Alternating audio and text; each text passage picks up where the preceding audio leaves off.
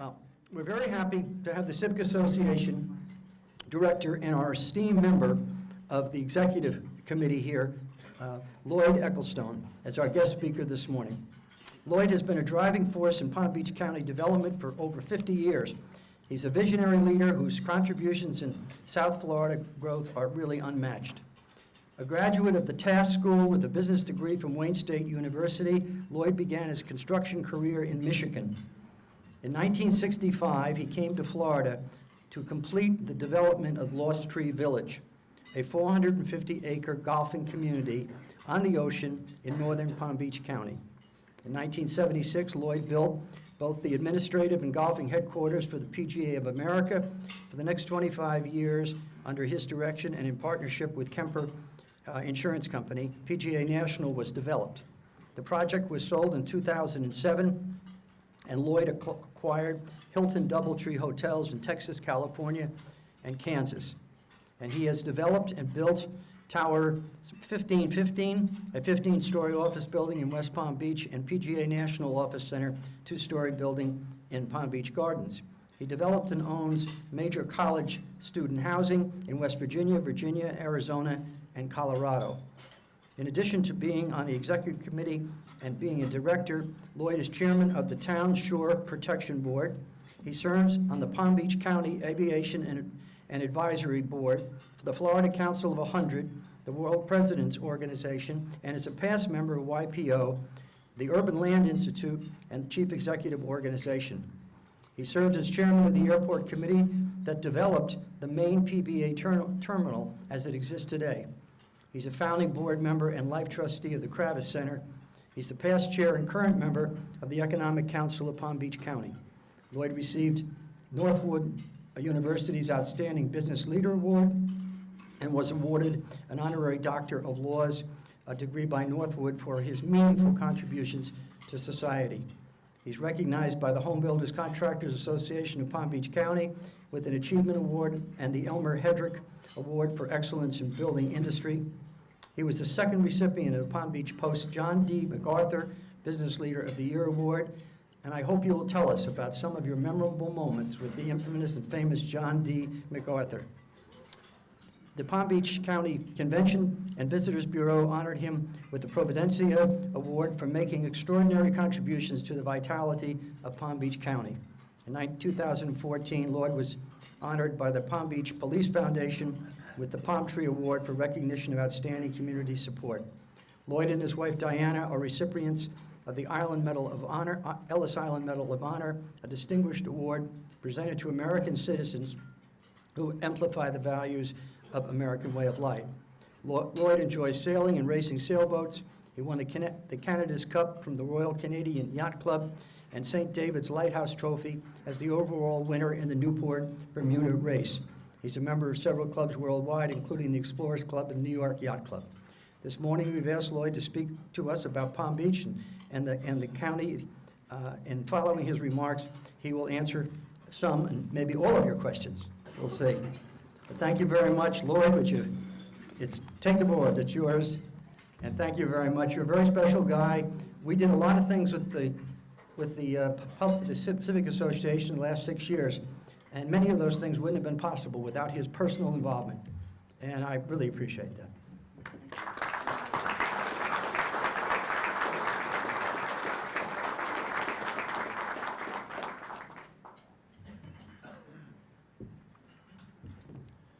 Good morning. Thank you, Bob. You mentioned some things I don't have in my packet here, or my guiding notes. But it's nice to see you all here this morning earlier and in a rainy day. It's not our usual sunny day here in Florida. We don't speak of these rainy days. Doesn't happen, in case you didn't know that. You're dreaming this.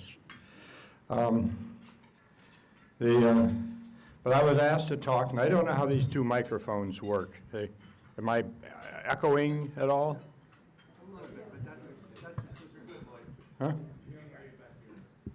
Okay. It was good. Anyway, it's great. It's great to be here. I will have questions I have left a hole or two in my talk just so you guys can think about some questions to poke me with or whatever, you know. But anyway, I was asked to talk today about some of my development and life experiences in Palm Beach County. So I thought I'd start with my first life experience, which happened right here in this little town. In the winter of 1944, my family rented a house on the corner of Sea Spray and South Ocean Boulevard. I attended the tiny Palm Beach Public School on the corner of Coconut and Royal Palm Way. And I walked to school every morning with my little brown bag. It was really sort of exciting. And spent many days swimming in the afternoon in the ocean, playing at the Sea Spray Club. The schoolhouse has now been replaced with a larger building, as you can see today, and the Sea Spray Club, unfortunately, is no more, but I have visited the foundations of some of it since I have authority through the Civic, through the my ocean working sand operation to check that out a little bit. But there's no more Sea Spray Club, and it was wonderful for an afternoon of swimming. One thing I remember from that time was that my parents were friends with a couple called Jim and Ginny Campbell from Detroit. I don't know if too many of us remember them. They were older than me and us here, but Jim was commanding officer of Morrison Field, now Palm Beach International Airport. It was an important air base for protecting the southeast coast of Florida from the Germans. Morrison Field was the center of activity and served as the takeoff point for Army Air Corps planes destined for battle lines throughout the world. Jim Campbell took me under his wing, and I spent many days there in my own custom-made Air Force Major's uniform with all the things on them, with him, and I was just 8 years old. Even went through the gas chamber. You know, my mother wasn't happy with that, though. I also remember looking out over the ocean every night, because we were on the ocean and that, and it's such beautiful nights here, even though it's dark out there, before bed. And one night I suddenly saw a huge red ball of fire out there. I learned from an unhappy Jim Campbell the next day that what I saw was a German torpedo striking a oil tanker of the United States right off the beach of Palm Beach. A few days later, Jim explained to me with a smile on his face that they found a German life raft full of Germans that had landed on the beach somewhere up in Jupiter. I assumed that somewhere along the line that little torpedo boat got sunk. So some of the more interesting facts of Palm Beach County related during World War II include that between 1942 and 1944, the Breakers Hotel converted into an Army hospital. Lucky they went back to being a resort, or the other hospitals might have had a problem. But the Jupiter Lighthouse, which is up north, was a secret naval listening station for tracking U-boat radio transmission. And Belgrade was the home to a POW camp holding 250 German POWs. So we were a part of the action.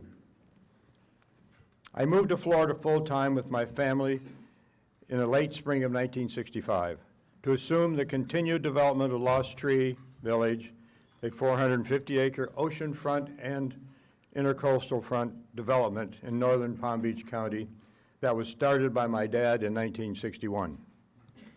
There was not much in the area at the time, except a few bars, fishing camps on the lake, and grass. Lost Tree was struggling to get infrastructure and roads built.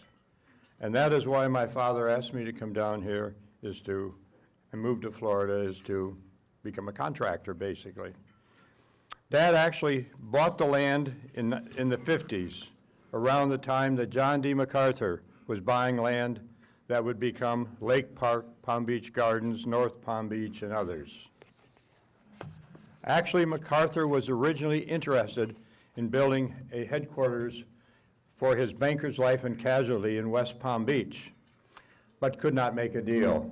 How unusual. He, of course, went on to buy approximately 56 square miles of land in northern Palm Beach County. MacArthur incorporated 44,000 acres of that property on which he founded Palm Beach Gardens. And interestingly, a city that he originally wanted to name Palm Beach City, but that was refused by the state. You guessed it, the name was too similar to the town of Palm Beach. So, hence Palm Beach Gardens. In 1959, it was incorporated as a paper town, meaning that it existed in paper only. There were no residents. In fact, in 1960, the census recorded that city of Palm Beach Gardens officially had a population of 1. Apparently, a squatter who MacArthur had allowed to stay on the property so it could be recorded as a real city. Things were wild back then. At that time, Pbca Boulevard was a 2-lane road called Monet Road, which was a straight-line road from the Turnpike to US Highway 1. When the Professional Golfers Association of America came to an agreement with John D. to move its headquarters to his property, which is now called Bell and Isles, MacArthur requested the state legislature in 1965 to rename the road Pbca Boulevard after the professional golfers. And if you can imagine, there still was no traffic signal at US Highway 1 and Pbca, still basic. Monet Road was actually a gravel road when a fellow named Walt Disney came to town around 1963. He had an idea for a theme park, and MacArthur offered him 5,000 acres. Well, of course, it wasn't enough for Disney, so Walt Disney World ended up in Orlando, as we know, and opened in 1971. There are a few interesting stories of MacArthur and Disney and their encounters, but I'll leave that till later. Also at that time, I-95 actually did not extend to Pbca Boulevard. It was John D. MacArthur in 1969, through his Bankers Life and Casualty, that bought the bonds to pay for the extension of I-95 from 45th Street to Pbca Boulevard. And that was very important to us guys living up in the North End. Aside from the bars and fishing camps, lack of traffic signals, what my family and I experienced when we first arrived in Lost Tree Village was not necessarily good, to say the least. My wife wasn't happy about moving in the first place. And then when we arrived, we learned that the spec house that she had picked out to live in had been sold the day before. There was no security up there, 0. Only the North Palm Beach Police Department, which was probably 2 people, which was small and didn't officially serve Lost Tree because we were in the county and Palm Beach, North Palm Beach was a city. The water plant my father built had a problem, so that the water had, shall we say, a unique taste. The grocery store was miles away, and there's a small K through 6 private school up there with no plans for expansion. not a great start. My wife was threatening to go back to Detroit. Her mother lived too close to us there, so I had to move fast. The first thing I did was go to the Palm Beach Sheriff's Department and told them there was no security up there. We need help. And I was prepared to be deputized. So instead of assigning us a deputy and providing police protection as I expected, they deputized me, gave me a badge and permission to carry a gun, and basically said, good luck. So I still have the badge today. I don't know where the gun is, you know. It's around someplace. I then found an expert on potable water, and we finally got decent drinking water in 3 weeks. My dad and I bought the property on the corner of Pbca Boulevard and US Highway 1 from John D. MacArthur and built Oak Brook Square. So we eventually had a public grocery store next door. In fact, that's how we ended up with the traffic signal at Pbca and US 1. We had to have traffic signal there before they would approve our center. And the problem was, no one thought they owned those corners. When I mean owned, they were like in the city. It could have been North Palm Beach. We thought it was North Palm Beach. No, could have been Palm Beach County. That they didn't say so. And it was actually Palm Beach Gardens that had jurisdiction over those 3 corners. And so finally, they agreed to that it was theirs, and then of course they had to pay for the signals. So we got our traffic signals and we got our public store. Also in 1968, I made an agreement with Marshall Benjamin to expand the North Palm Beach private school. We raised the money, built all the buildings for a new school, and renamed it the Benjamin School. And it's still going strong today. All my children, and now most of my grandchildren, have or will graduate from that school. It's a wonderful school. Over the next 5 years, I built almost all the houses in Lost Tree, and at that time, things were kinds of casual. In fact, to give you an idea how casual it was, when we went to close on Jack Nicklaus's house, it was a little complicated, but he was not happy with the 1-inch thick of paper. He didn't want to read it. His lawyers weren't there, so it was Jack and I. So we sat down and made a list on a yellow sheet of paper of what he liked, what he thought it was, what I thought it was, and by that afternoon, we came to a settlement, and I got paid a little money, and he got his house.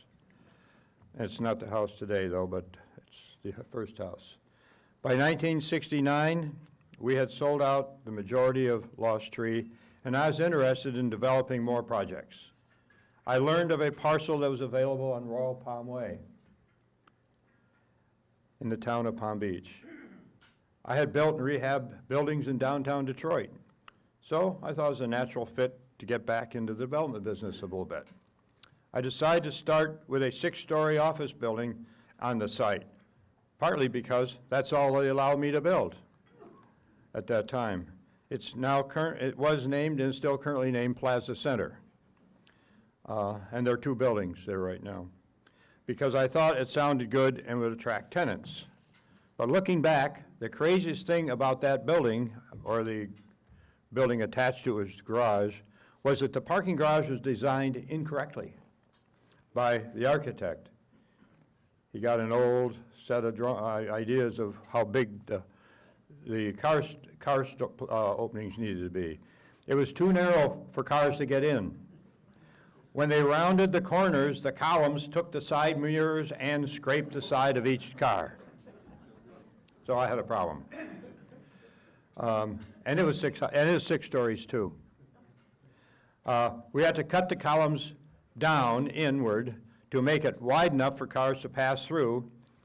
And then because the inspectors required us to put the full weight of 300 cars in the garage for a test period of 24 hours. Obviously, we could not get 300 cars in, and we had trouble enough just with 1 or 2. So I had my guys fill 4 large collapsible pools with about 128 gallons of water. I took a lot of water that day, young lady. Sorry about that. And then we put it on the top floor, the garage. Test was for 24 hours, and the time was up at 5 a.m. in the morning. And I told some people out, the guys are handling that for me, to be there and collapse those pools at the moment the clock struck 5. And they did. Boom. And unfortunately, the water came crashing down on the houses on Phipps Plaza. They weren't happy. They were sleeping and thought they were under attack. Needless to say, this was not a good start for my building career in Palm Beach. By 1971, I could see a beautiful vacant piece of land on the Intercoastal Waterway. We're back up in the north end of the county now. When I approached the owner, he said he'd planned to build a marina there and housing, but had not decided on what kind of housing. As it turned out, the owner was a lawyer from Fort Lauderdale, and he really just wanted to sell the property. So I just really wanted to buy it. I made the deal with him, and it became Old Port Cove, and I partnered with TD Bank to build the project. We decided on high-rise condos to get the best views of the ocean and the Intercoastal Waterway, and also the most density on the site. There was a lot of empty land available along US Highway 1 at the time, and it did not look anything like it does today, but what I bought was the most beautiful property and saw great potential. It was a great partnership. I sold out around 1976 and went probably west a little bit. But anyway, it was very helpful to me to be in Old Port Cove. Because around that time I was developing it, I was also staking out real estate for office buildings on Palm Beach Lakes Boulevard. And that was appealing to me. It was close to I-95, the mall, the old mall, was completed and really nice. It's close to downtown. West Palm Beach Auditorium was finished, and everything was completed. Otherwise, there was a lot of empty land in Palm Beach Lakes, and I saw it as a great opportunity. In 1971, I bought most of the property and built what is still today the Forum 3 buildings. Then in '86, I built what was then the Republic Bank building. It's changed its names a couple times. And currently, my current is a Florida Community Bank office tower with a red Alexander Lieberman sculpture in front of it. It's about 25 feet high. You can't miss it. The building's a little higher than that. Today, Palm Beach Lakes is booming, and the mall has been redesigned into a great new outlet mall, and I think it works well with the location. It's still a great street for business. There's just no more vacant property. So you have what you got there. The story of how I started PJ National began at Old Port Cove. Interestingly enough, because I sold a condo in 1974 to a guy named Mark Cox. Mark was executive director of the PGA of America. Mark had a problem. As it turns out, the PGA had just evicted the PGA from, John D. MacArthur had evicted the PGA from the PGA National Golf Club, and they were looking for a new home, and that included at least 3 championship courses. I knew I needed at least 1,600 acres for that kind of project, and there were only 2 people who owned parcels of land that fit that description, Henry Rolfs and John D. MacArthur. Even though I had more relationship with MacArthur, I decided to approach Rolfs first because MacArthur had just evicted the PGA, and I did not think he would make a deal with their involvement. I had a verbal agreement with Rolfs on the Okeechobee Boulevard west of the Turnpike, but when I got the final agreement, the price was higher than we had discussed. So I called MacArthur, and he agreed to meet with me for breakfast. I sat down with him at the Colonnades Hotel, which is, again, no more, coffee shop, where he famously conducted all his business. He first offered to sell me what is now Admiral's Cove. I thought it was a little too small, and he was not ready to sell it immediately. I'd been out driving around and really wanted the piece of property that I ended up buying. He agreed he would sell it to me, but he did not trust himself with numbers then, so he told me. And he had me sit down with a lawyer, Ted Clymer, to work out the deal. MacArthur and I shook hands within an hour, and within 2 months, I had a signed agreement to buy 2,000 acres based on that initial handshake at the coffee shop. It's funny, when you think about it, if Rolfs had been like MacArthur and honored the deal, PJ National might have been on Okeechobee Road. However, right now it's on PJ National, just west of the Turnpike on PJ Boulevard. And it's turned out to be a great location. What was really crazy, when I look back now, was expecting the world's best golfers to tee off west of the Florida Turnpike and expecting anyone to live there that was that far west was inconceivable. In 1977, there wasn't a single major development west of the Turnpike in central or northern Palm Beach County. In those days, everything on the other side of the Turnpike was a dream. For all intents and purposes, PJ Boulevard ended at JDM Country Club, and the land that I was buying on was literally in the middle of nowhere, and people were not afraid to tell me that I was, frankly, an idiot. It was difficult to get the financing for starters, but there I was, 40 years old, and making a deal with Mr. Mack and a signed agreement with the PGA, and I knew that if I did not get the land, build the courses, they were going to go someplace else. The next big hurdle was permitting and dealing with the various entities.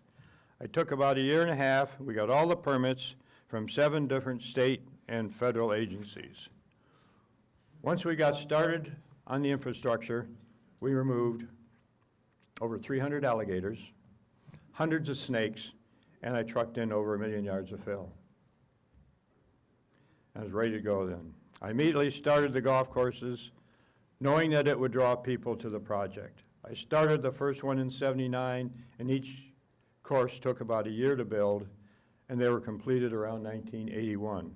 But I also built and opened the golf club in early 1981. At the same time, around 1980, I started parceling out some land and building some of the first houses. I knew we had a hit when I was paying the mortgage down faster than I was drawing on it, building the roads and sewers and all that. Nearly 300 lots were sold before the roads were even built. People bought them sight unseen. Just a parcel map. I wanted a hotel to bring people out west, which I opened, but I opened that in 1981 too, and that was a big year. My goal was to create a community based on health, leisure living, extra wide sidewalks for walking, biking, running, and tennis and golf. Then I added one of the first spas. These days, golf course communities are synonymous with upscale Palm Beach County living, but they were rare in early 1980s. To be able to buy a condo for $139,000 overlooking the golf course, people thought was amazing.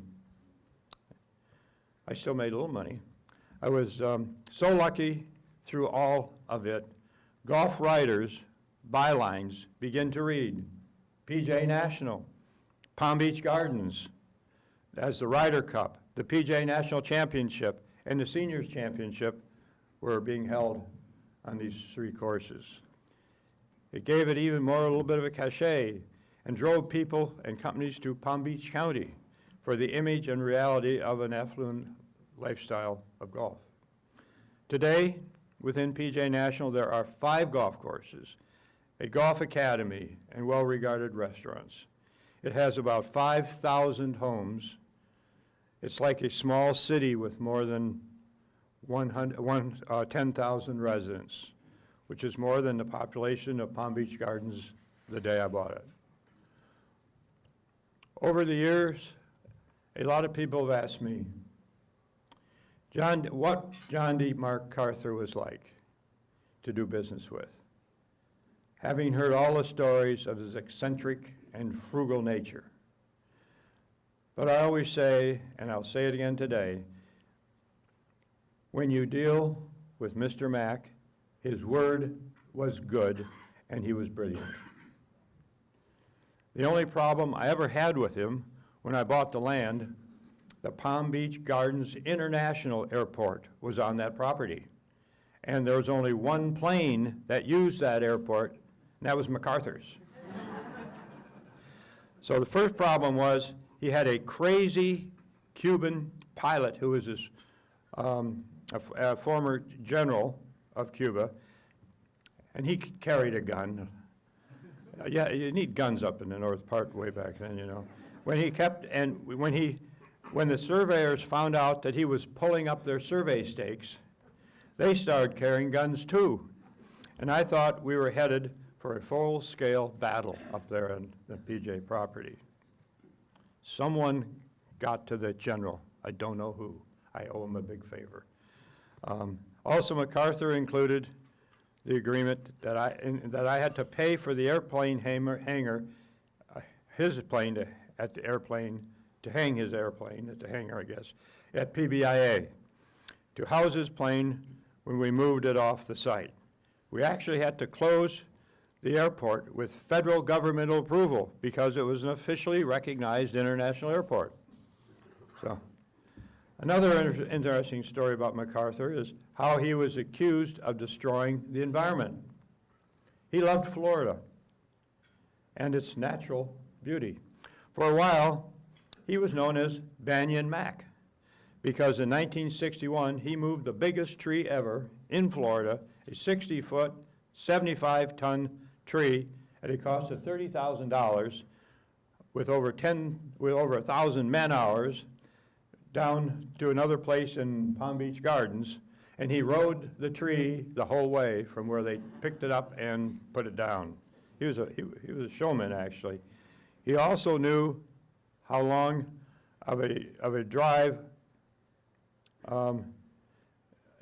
He also took daily long drives around his property. And in the afternoon when he was hot, he'd strip down to his boxers and jump in the lake. Apparently one day, he did that with Walt Disney. Followed suit, or no suit, depending on how you look at it. When I reflect on things that I think really made a difference in changing the face of Palm Beach County, immediately come to mind one of developing single-member districts for county commissioner elections, which prevented voting blocks from having too much control for the commission. The next one is the expansion and the continued improvement of Palm Beach International Airport. The third is another one and is related to a great congressman, Tom Lewis. Tom championed the completion and opening of what we call the missing link, the last 29.7 miles of unfinished stretch of Interstate 95 from Maine to Miami. It was the piece between Palm Beach Gardens and Fort Pierce that made all this work, connecting Jupiter and beyond and making Palm Beach County truly whole. It has been a wonderful career, and I've developed a lot of property. But my deal with MacArthur and building PGA was absolutely a fantasy. It was my favorite. And what most people find interesting is that I don't play golf. I have a book, which you all have probably seen in my office, someone gave me, And inside, all the pages are blank. The title of the book is All I Know About Golf by Llwyd Eccelstone. That about sums us up, you know. I'm just really a lucky guy. So, and thank you all for coming here today. It was a great decision on my part coming to Palm Beach County, thanks to my father, and Sally not going back home. And the town here, living in Palm Beach, is just another fantasy. And I actually live one house from the house we rented when we were here in 1944. Today, I live one house, there's one house between us on that, still on the ocean, which is wonderful. So thanks for sharing. Thank you for laughing a little bit. And I had a great time. Hope you did.